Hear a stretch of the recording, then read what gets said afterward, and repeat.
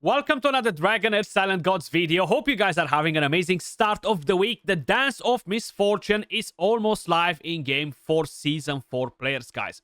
In today's video, we're gonna have a look at the new free legendary hero, the guaranteed legendary hero that we can acquire to see what exactly we can do with this specific hero. First, I just want to say a big thank you to Dragonheir for sponsoring today's video. If you guys are new around here, new on the channel, if you haven't tried the game just yet, or you want to help and support the channel, you can download the game by using the link in the description down below, or in the pinned comment, or by scanning the QR code you see on the screen. So guys, right here we have all of the information that we need in order to know what we need to do to collect this legendary hero. Now, you will need to save at least 40 summons, okay? You can do that throughout the season. The event is on for, if I'm not mistaken, for 4 weeks. It might be with a bit of plus on it if they decided to keep it for a bit longer. You're going to be able to get 90 petals from the dungeons, 60 from summons, but you only need 40, to be honest with you guys, from there. You're going to be able to get 90 from the Continental Challenge, and you're going to be able to get more from the leaderboards. It really depends how high you're actually going to rank on these leaderboards, but you will be able to actually get some of them from the leaderboards. So basically, this is an awesome legendary hero, guys. I want to just put it out there from the very beginning. She's a very interesting character, a defense-based support character. I do wish that her base defense would be a bit higher. 1,300 would be much, much better. And there are a couple of pros, a couple of cons with this character. But overall, it will enable us to have an additional support for the poison element. And that will be massive, especially for the chief challenges, Chaos Shadow bosses, the Otherworld event. You guys know the drill. Having extra support characters is always important because usually that's what we're lacking. We have plenty of damage dealers, but hey, we don't have enough support to keep the damage dealers alive. So that's where Calavera comes in play. When casting a skill, a temporary illusion is briefly generated at a hero's location. This illusion will follow the hero as they cast and produce additional effects. With a battle skill, this is a small range, but it will work around the character. So this is nice for the temporal vortex. I'm actually going to explain you how it works. Dispels 1 debuff from each nearby ally and grants recovery over time for 5 seconds. Illusion spellcasting has a chance of dispelling 1 buff from each nearby enemies with a chance to inflict charmed on them. So that's actually pretty nice. Then you have the ultimate skill covering the entire area, heals all allies and grants them defense up for 10 seconds. Now the heal will be based off her own defense, 550%. Illusion spellcasting deals attack poison damage to all enemies with a chance to inflict attack penalty. So this is what a character can actually do.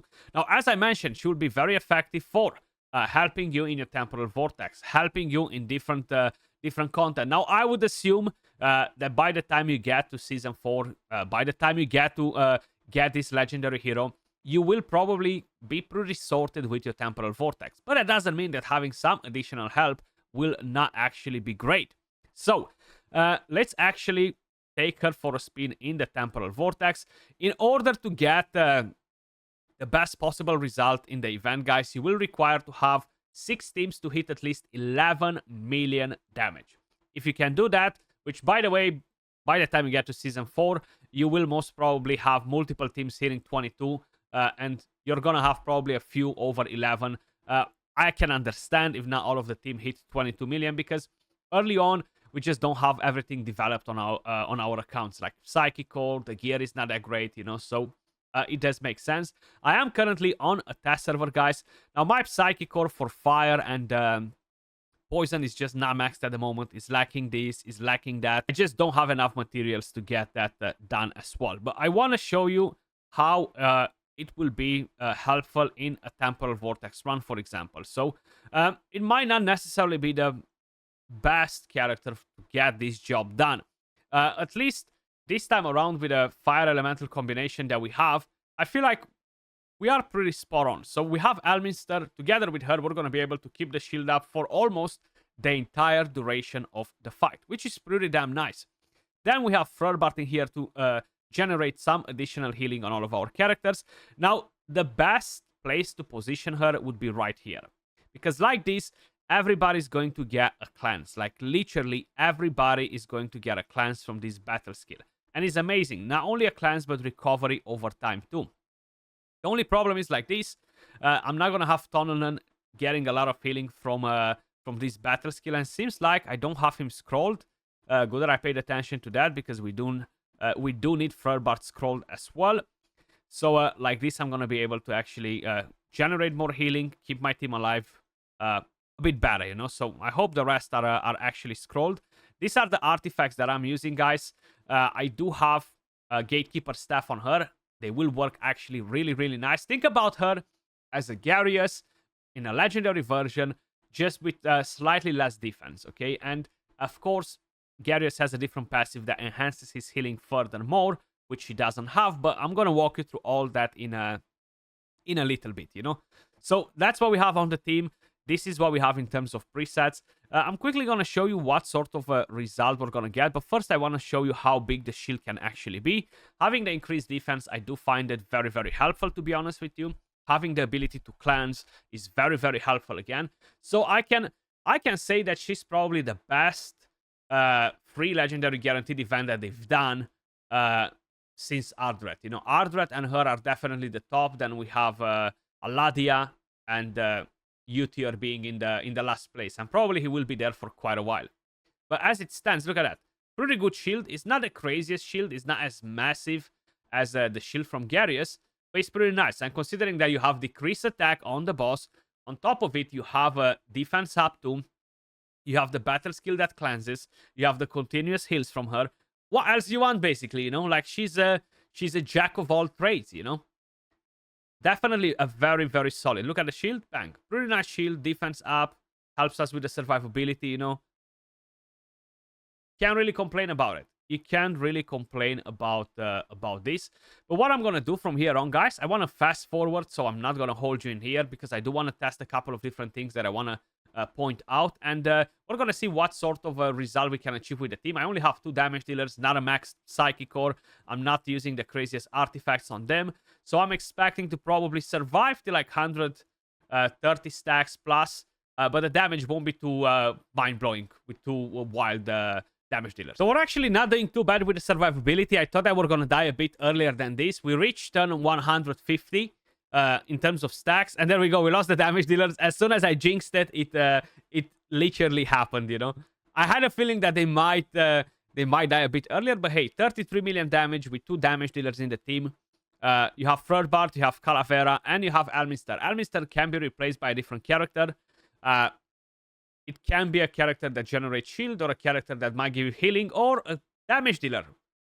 Doesn't really matter. I just wanted to use Elminster in as well to kind of like make that feel of having the shield for the entire duration of the fight, you know, because I like when that's the case, you know. Okay, so the support characters decided to keep me in there for a couple of more minutes. We went in for 10 minutes actually on difficulty 4, 33 million damage. As I mentioned, I'm not expecting to show you crazy results in terms of damage from Erich and Tononen on their own, you know, but it's still a fairly decent result, considering that my Psychic Core is not max, you know. What I do want to show you with her, guys, one thing that would really, really help her a lot and benefit the character just in general is the way her ultimate skill works. And I feel like this is a con, in my opinion. I would have loved if the developers would make the skill slightly different. Grants defense up and heals. That's the only thing that needs to be different. Defense up, then heals. And I'm going to show you exactly why in just a second. So I have 2 different characters in here, Calavera, and I have Reita. Basically, Reita will have a chance to apply defense up. So what I want to show you is when we're healing right now with Calavera, we're going to apply defense up and we're going to heal too. And we got a heal of 25,700 if I'm not mistaken. That's what I've seen out of that. So that is her regular healing, okay? Overall, I do think that is a pretty decent one. It's just nothing nothing as crazy as this right now. So just give me a second. I forgot to put it on 2x. So right now we have increased defense. And the healing went all the way to 61,000, okay? I think it was 61,000, right? So it does make a massive difference. That's why Garius on its own is so effective, comparing him with any other character that heals in the game, is all because of his passive skill increasing his defense and that generates a massive heal. Then if you are bringing in an Art Rat, they're just gonna go crazy. And I'll be honest, if we're ever gonna have a pair of Poison and Radiance, I don't think Calavera will definitely be as important in that team, but it can be. You can always replace Gyarius with her, get a decrease attack with Art Rat. So it can be a massive, massive combo, and that will definitely allow you to survive longer because you're going to have the cleanse, you're going to have decrease attack, you're going to have the shield, the healing, and then you can easily carry 3 damage dealers in your back with Calavera, Art Rat. But who knows if that's going to ever happen. They might do the combo at some point. But basically, guys, Calavera, I do think that she is a very, very solid character, and I would suggest you to start preparing for it. As I mentioned, you will require to save at least 40 Heliolite dice summons in order to collect the petals from the banner. Then you will require to have 6 teams of at least a minimum of 11 million. Now, you are in Season 4. You're going to be able to do teams of 22 million too. I'm confident. I believe in you. I know that you can do it, guys. So, I already just randomly summoned to get more Essence of Creation right here. But basically, at 40, you're getting 40 petals in total, you know? If your teams really suck and you're only going to do 6-7 million damage and stuff, you will need the 60 summons, but it's very unlikely considering that you are in Season 4, you know?